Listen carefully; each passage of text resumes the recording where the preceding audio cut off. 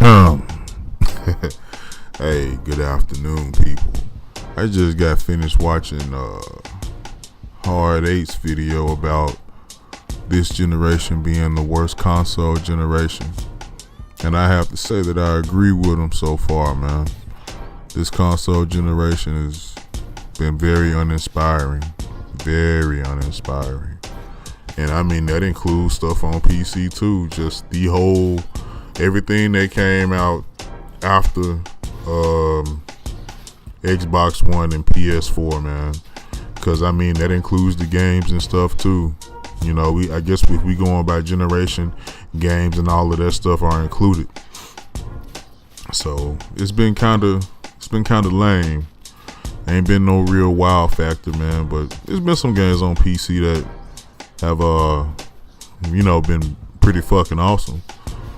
But I don't know. I guess I have a theory, kind of, about why I guess maybe things might be this way. Well, a couple of theories. Probably stuff, man, that, people ain't really, people have already talked about, expounded upon. And my first theory is that when Xbox and when Microsoft and Sony decided to cut corners on the consoles to make them cheaper, they messed up. They messed up big because they tried to cut corners in terms of cost. Because, honestly, I have to go back and look at the cost of hardware or gaming hardware when it first comes out. Now, I can compare it to like graphics cards and stuff like that on the PC end because I think that's a pretty good comparison. I mean, the cost of a console was about, was a little bit, or maybe probably around a little bit more than a, pretty good graphics card when they came out. Because graphics cards haven't really been a big thing for that long, But I think that's a pretty good comparison.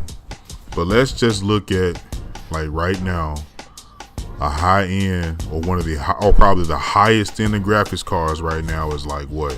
$1,000, and that's probably a Titan X.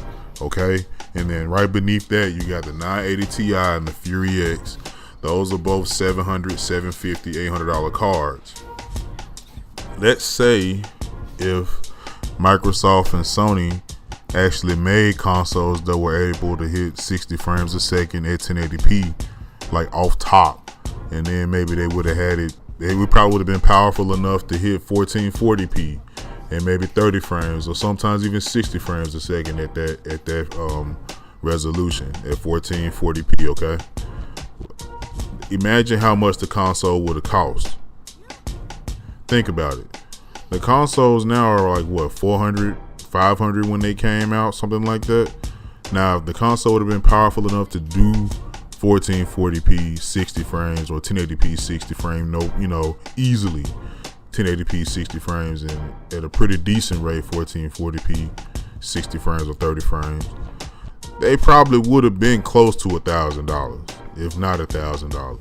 They would have been extremely expensive compared to how much people are used to spending for consoles. Consoles, when they come out, generally don't cost that much, like a couple hundred, and that's it. That's a wrap.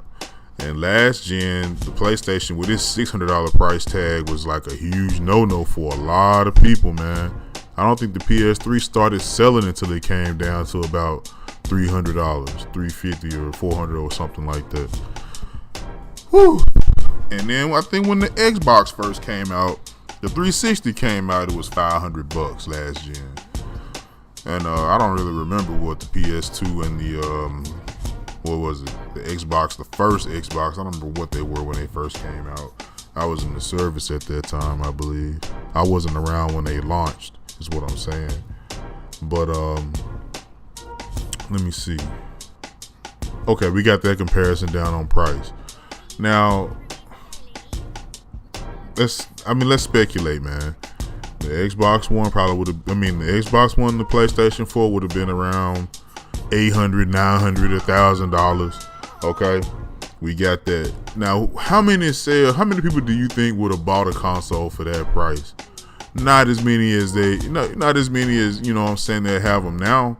The sales probably wouldn't, the PS4 sales wouldn't be close to 30 million. You know, the Xbox One sales, since we don't really know what they are actually, but they wouldn't be what they are now at that price tag. You know, so they had to come down and cut corners, and, you know, they got it down to a decent price, and that's kind of what we're seeing right now. And I think this console generation would have been longer if they would have came out with a higher price tag. You know, they would have been able to do better, probably make games better graphics, you know, satisfied everybody crying about the standard 1080p 60 and a couple of other things. They probably would have had better sales and stuff like that on the software, you know. But it's just the give and take, man, is what did it, I feel like, for this console generation in terms of power and maybe even games. But it's just, I guess the technology, man, it's available, but it's just expensive. And everyone wants to continue to make the money or some kind of profit off of it. Because, man, releasing $1,000 console at $400, that's a huge pay cut, you know, that they would have to take. And I don't think any company would take that, you know. But that's what I think really hurt this generation, was just hardware costing what it costs, because it's kind of expensive, you know, because it is available to do great things, but it's just the price.